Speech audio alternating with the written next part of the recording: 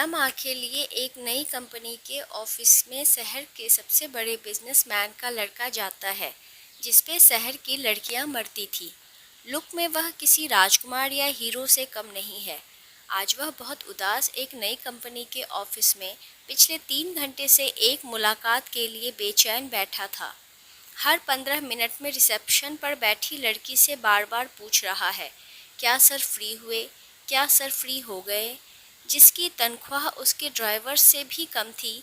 आज वह रिसेप्शनिस्ट उस लड़के पर चिल्लाकर बोली, आप अपनी जगह पर शांत बैठें, जब वक्त आएगा मैं आपको बता दूंगी। ऐसा पहली बार हुआ है कि मोहित अग्रवाल, इतना बड़ा आदमी, नौकरों की बात सुन रहा था।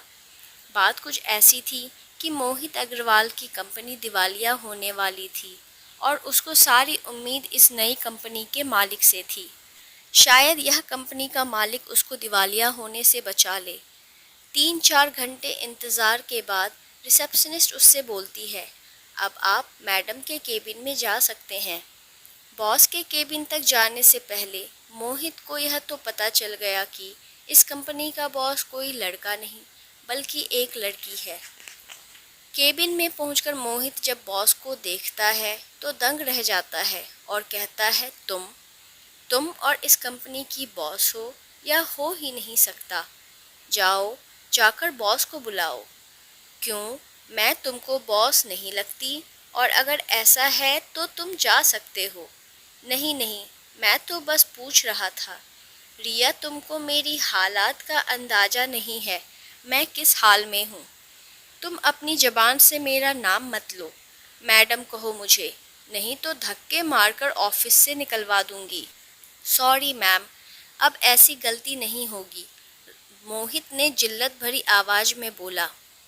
रिया, मुझे तुम्हारी और तुम्हारी कंपनी की सारी जानकारी है। जाओ अपने बाप से कह दो, तुमको बर्बाद होने से कोई नहीं रोक सकता।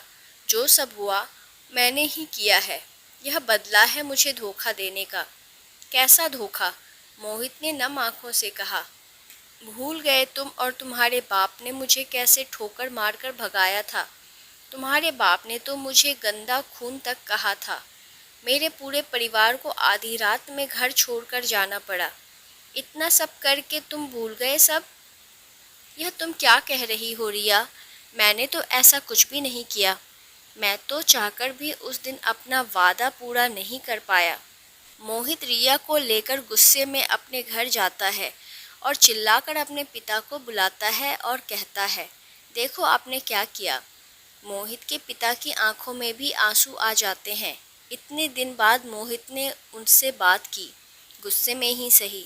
मोहित के पिता हाथ जोड़कर मोहित से माफ़ी मांगी और कहा, मुझे तो पता था यह एक ना एक दिन जरूर होगा। मैंने बहुत बड़ी गलती की है, हो सके तो मुझे माफ़ कर देना बेटा। पर एक बार यह ज़रूर जान लो मैंने ऐसा क्यों किया। मुझे नहीं सुनना, आपने मेरी ज़िंदगी बर्बाद कर दी, मोहित बोला। रिया ने कहा, मैं एक बार ज़रूर सुनूंगी। आखिर मेरा घर जलाने की क्या वजह थी? रोते हुए मोहित के पिता बोले, तुमको पता है, तुम्हारी माँ और मेरी लव मैरिज थी। हम दोनों भी एक दूसरे को बहुत प्यार करते थे। मेरे पिता ने तुम्हारी माँ की और मेरी कुंडली एक बड़े पंडित को दिखाई और उन्होंने यह भविष्यवाणी की कि अगर यह शादी होगी तो तुम्हारी माँ की जान जल्दी चली जाएगी। पर हम दोनों इन सब में भरोसा नहीं करते थे। पर तुम्हारी माँ के जाने के बाद मैं यह नहीं चाहता था कि तुम दोनों के साथ भी ऐसा हो। जब मुझे पता चला तुम और रिया एक दूसरे को प्यार करते हो तो मैं तुम दोनों की कुंडली उस पंडित को दिखाई और उसने तुम दोनों के बारे में वही बात कही।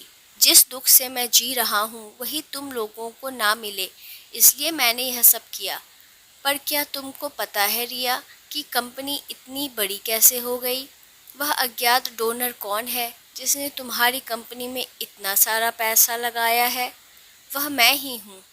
क्या आप? रिया के पैरों तले जमीन निकल गई। हाँ, मैं। अपनी गलती का भुगतान जैसे मैं कर सकता था मैंने किया। फिर मैं तुम दोनों से हाथ जोड़कर माफ़ी मांगता हूँ। तीनों एक दूसरे से लिपटकर रोने लगे। आज सबकी ज़िंदगी से सारे गुस्से और गलत फहमी का बोझ उतर गया। रिया और मोहित ने कुंडली निदान करवाकर शादी कर ली और सब खुशी खुशी रहने लगे। आपको यह कहानी कैसी लगी हमें कमेंट कर ज़रूर बताएं।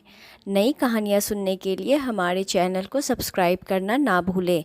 मिलते हैं एक नई कहानी के साथ। धन्यवाद।